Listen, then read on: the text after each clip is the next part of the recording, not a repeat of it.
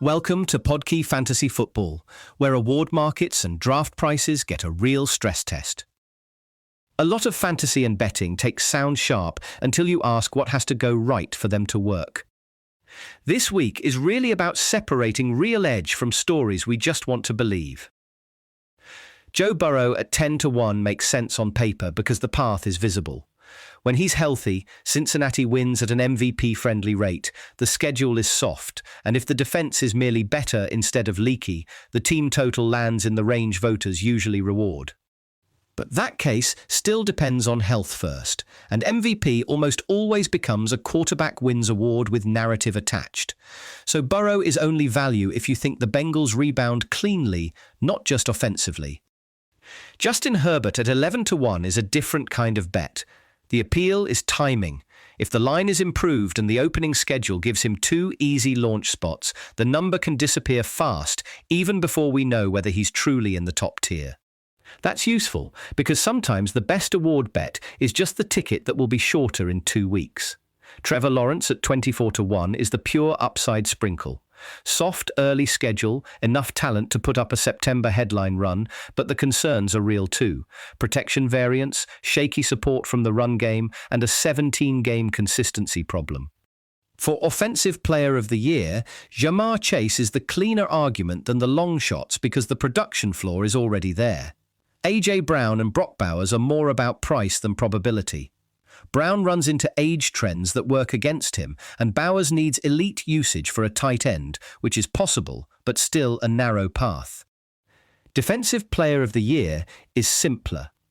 Myles Garrett has the most repeatable case because sacks and disruption travel year to year better than most award narratives do. Aiden Hutchinson can challenge if fully healthy, but Garrett being bet down from the opener tells you the market sees the same thing. The veteran running back question is really a price question. Christian McCaffrey can still be great, but paying premium ADP at age 30 after enormous historical workload and a 4-game 2024 is betting against the injury and volume regression curves all at once. Saquon Barkley and Breece Hall sit in the same debate with different details. Barkley's concern is environment and projection drift.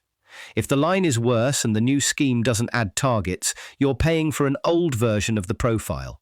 Hall's issue is that the ceiling implied by the cost may be stronger than the evidence. Rookie and name brand inflation shows up at quarterback and receiver too. Caleb Williams as an early fantasy quarterback assumes a smooth NFL translation that just isn't something we should price as likely. Jameson Williams is similar in principle. The market sometimes charges for the best case breakout before we've gotten the actual breakout. On the other side, Parker Washington keeps showing up as a useful value because the role-based case is concrete. Slot usage, contested catchability, late-season production, and a quarterback who benefits from short and intermediate reliability all fit together. Jalen Hurts at a depressed QB price is another example where format matters. In single quarterback redraft, waiting can work, and a rushing quarterback with top 10 upside in the 7th or later is the kind of discount that matters more than chasing a trendy rookie earlier. Superflex changes the board, but it shouldn't turn every draft into a panic buy quarterback. Scarcity is real there, yet overpaying just because a tier is thinning can cost more than the positional safety you gain. Daniel Jones is interesting in that format for exactly that reason. The passing isn't exciting, but the rushing gives him a scoring path that single QB drafters can ignore, and superflex managers really can't. The broader lesson is to watch what ADP is importing from other formats. Best ball prices get misapplied to redraft all the time, and those are not the same game. In redraft, you have waivers, lineup decisions, and replacement options. In best ball, you're buying ceiling and spike weeks differently. Tight end is where role changes can completely flip a season. Colston Loveland has real breakout appeal if the college usage translates and he becomes a primary read instead of just a developmental piece. Isaiah Likely has the same basic thesis in the NFL already. If the targets ever jump into that 110 to 120 range, the math changes fast. Kyle Pitts is the reminder that this position is often one injury or depth chart shift away from a different reality. His target share and scoring jumped when volume opened up. That's not a prediction by itself, but it is proof that opportunity at tight end matters as much as talent. So when elite talents like Brock Bowers or Sam Laporta slide past expectation, the edge is obvious. The catch is that tight end breakouts are still usage fragile, and drafters sometimes talk themselves into certainty where there isn't any. Some discounts are easy, and some are just hard. Cam Skubbu is a classic binary bet. The healthy projection sounds like an RB1 workload. The tibia fracture and ligament damage make that projection impossible to treat as baseline. Jonathan Brooks and Chris Olave show two different market reactions. ACL recovery at least gives us a familiar framework, even with a revision. A blood clot issue like Olave's is harder for the market to model, so ADP can sink on uncertainty more than on a clear football expectation. That's where being careful matters. A falling price is not automatically value. Sometimes it's compensation for uncertainty we still don't understand very well. A few of the metrics here are actually worth keeping.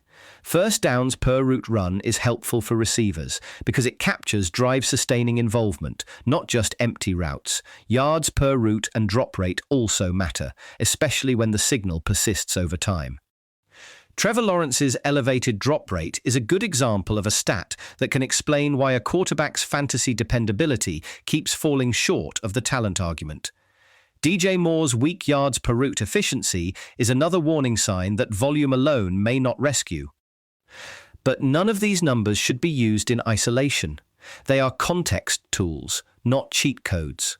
The right question is whether the metric supports or challenges the ADP story you're being sold. The Dynasty takeaway is pretty healthy. Process matters, but rigid process can make you miss obvious market errors. Productive veterans get discounted every year because managers overpay for youth, and contenders can exploit that. The supplemental draft and gambling discussion is less about one player than about league governance. Brendan Sorsby's talent may tempt people, but the off-field risk changes real-life draft capital and should change fantasy costs too.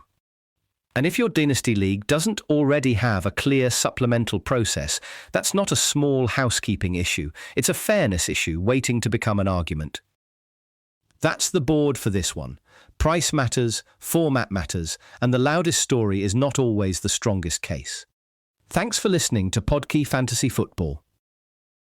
This episode was generated by Podkey. Create your own at podkey.fm.